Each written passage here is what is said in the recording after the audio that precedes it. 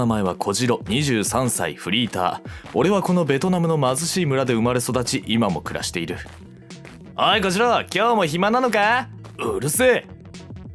大人になったら母ちゃんと父ちゃんを楽にできるぐらいいっぱい稼いでやるんだ。あら頼もしいわね。よろしくね。昔は夢見る少年だった俺も貧しい村の現実に直面した。村の仕事は限られていて、定職につけず収入が少ない親のすねをかじりながらここまで生きてきてしまった。なあ小次郎、いい話があるんだが聞かねえか？なんだよいい話って。こいつの話によると、技能実習生として日本で働けばベトナムで働くより何倍も儲かるらしい。日本は先進国で治安も良く、生活する上でも心配事はほとんどないのだそうだ。日本で働けば仕送りもできる、親孝行もできるな。日本で学んだ仕事を村の仕事にも役立てられるかもしれない。なあ、いい話だろ？俺、日本と手続きしてくれるおっさん知ってるぜ。早速紹介されたブローカー宅へと足を運んだ。手数料高すぎだろ。さすがに払えない。ああ、兄ちゃん、手数料気になってるだろう。今は一旦借金しても日本で働けばすぐ返せるぜ。みんなそうやってる。心配しなくても大丈夫だ。ま、それもそうか。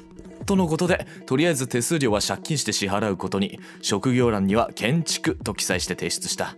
日本から帰ったら村に丈夫な家を作ってやる。そう心に決めた。技能実習生になるためには一度日本語学校に入り、合計200時間の授業を受ける必要があった。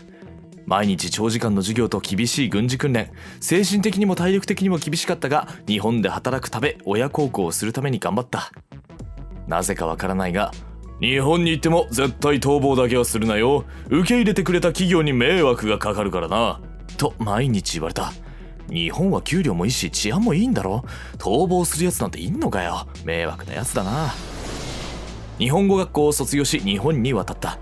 おー、ついに来た日本。がっつり稼いでやるぞ。配属されたのはゴミ処理工場。希望していた建築は枠が埋まっていたらしい。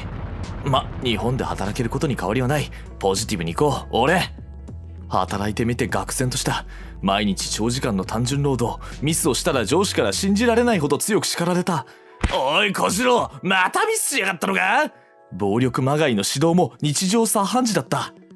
それでも給料がいいと信じて必死に働いた。働いた給料で親に仕送りしてやるんだ。10万ってどういうことだよ。確かにベトナムで働くよりはいい給料だが、家賃や食費、ブローカーへの管理費などを払ったらほとんど手元に残らなかった。どうしよう、これじゃ仕送りどころか生活もカツカツだ。最初に聞いてた話と全然違う。でも文句言ったらまた殴られる。まだ慣れない日本語で工場長を説得できる自信もないし、日本に来る前の借金も返さなければならない。何より技能実習生には転職の自由がない。受け入れ企業の不正を管理団体に申し出れば他の企業に移れることもこの時の俺はまだ知らなかった。